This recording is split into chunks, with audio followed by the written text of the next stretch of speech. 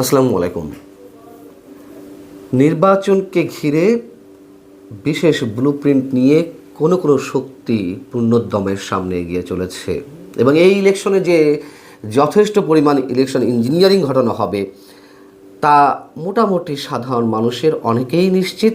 পাশাপাশি এটি এখন এতটাই আলোচনা হচ্ছে যে বাংলাদেশে কোনো কোনো গণমাধ্যমে তার সম্পাদকীয়তে উঠে আসছে, পরোক্ষ প্রত্যক্ষ ইঙ্গিত জানান দিচ্ছে আমাদের সামনে। তারই ধারাবাহিকতায় ভারতের অন্যতম প্রভাবশালী বাংলা দৈনিক আনন্দবাজার তারা জামাতে ইসলামীর বিশেষ কৌশল বা ব্লুপ্রিন্ট সম্পর্কে বেশ কিছু বিষয় তুলে এনেছে। তারা যেসব বিষয়ে মন্তব্য করেছে তা কতখানি বাস্তবতা নির্ভর, এর সাথে সত্যতা কতখানি জড়িয়ে রয়েছে, সেগুলো বিচার বিশ্লেষণের দায়িত্ব নিশ্চয়ই বাংলাদেশের মানুষের। আনন্দবাজার যা বলছে যে নির্দিষ্ট সংখ্যক আসনকে টার্গেট করে জামাতে ইসলামী ভোটারদের তথ্য সংগ্রহ করছে, ভোটের দিনের প্রস্তুতি, বিশেষ প্রস্তুতি তারা নিয়ে রেখেছে, প্রশাসনকে তারা কীভাবে ধীরে ধীরে কবজায় নিয়েছে এবং বিশেষ একটি বাহিনীর বিশেষ একটি অংশ ভোটের দিন জামাতকে কীভাবে সহযোগিতা করবে তাও এখানে উল্লেখ করা হয়েছে। ভোটারদের যেভাবে টার্গেট করা হচ্ছে তা সম্পর্কে এখানে বলা হচ্ছে যে জামাতের পুরুষ ও মহিলা কর্মীরা সারা দেশে বিশেষ করে গ্রামীণ এলাকাগুলোতে বাড়ি বাড়ি প্রচার চালাচ্ছেন। সেটি চালাতেই পারেন, এটি তো বৈধ বিষয়, তাই না? কিন্তু তা যদি বলছি যে জামাত ইসলামীর কর্মীরা গরিব এবং সাধারণ ভোটারদের জাতীয় পরিচয়পত্র নম্বর এবং মোবাইল ফোন নম্বর সংগ্রহ করছেন। নিশ্চয়ই এ সংক্রান্ত একটি ভিডিও এরই মধ্যে বাংলাদেশে ভাইরাল হয়েছে, আপনারা নিশ্চয়ই দেখেছেন, এবং তারা কোন দলের রাজনৈতিক কর্মী নিশ্চয়ই সেটিও আমরা লক্ষ্য করেছি।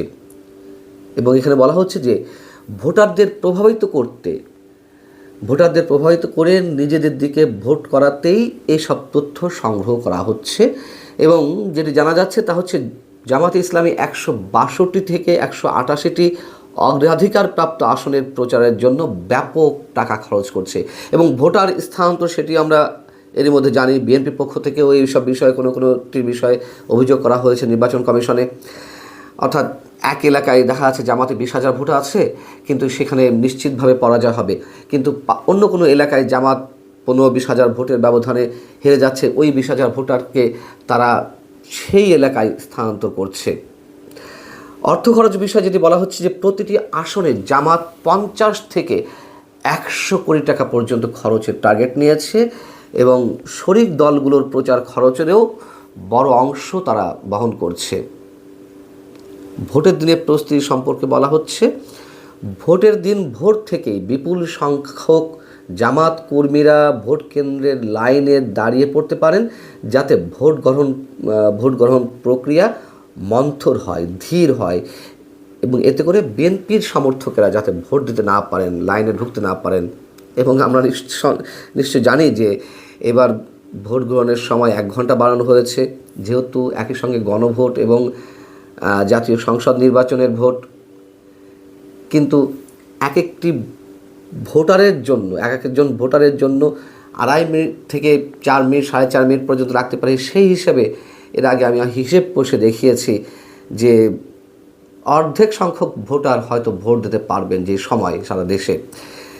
সেই বিষয়টি এখানে ইঙ্গিত করা হয়েছে। প্রশাসনকে কিভাবে কবজায় নিল জামাত, এ প্রসঙ্গেও আমি আমার ব্যক্তিগত ধারণা আপনাদের সামনে পোষণ করে এসেছি। এখানে আনন্দবাজার যেটি বলছে প্রশাসনের গুরুত্বপূর্ণ পদগুলোতে তাদের সমমনোভাবাপন্ন ব্যক্তিদের বসাতে সক্ষম হয়েছে।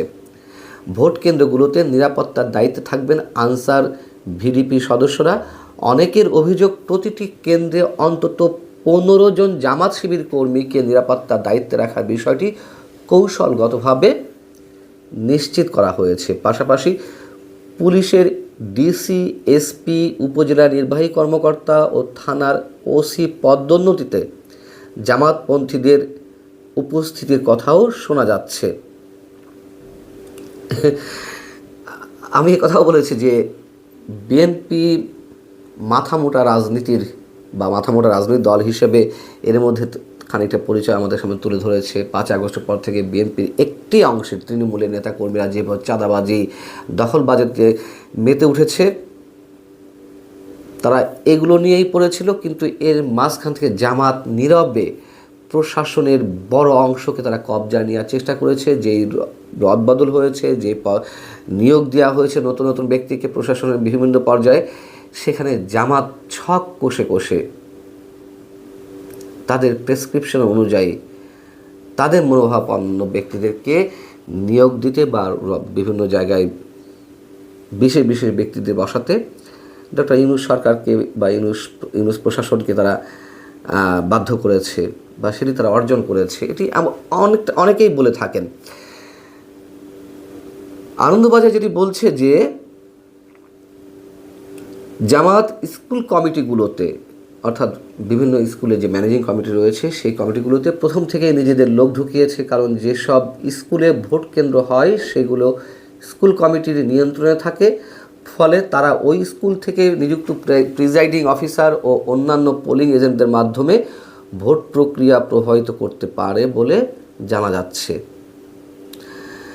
বিশেষ একটি বাহিনী সম্পর্কে এখানে বলা হয়েছে যে ওই বাহিনীর একটি বড় অংশের মধ্যে জামাতের প্রভাব রয়েছে। এই বাহিনীর যশোর এবং রংপুর এলাকার শীর্ষ কর্তারা সাধারণ ভোটারদের জামাতকে ভোট দিতে বলেছেন। একই অভিযোগে খুলনার সংখ্যালঘু গ্রামগুলোতেও নানান ধরনের তথ্য পাওয়া যাচ্ছে।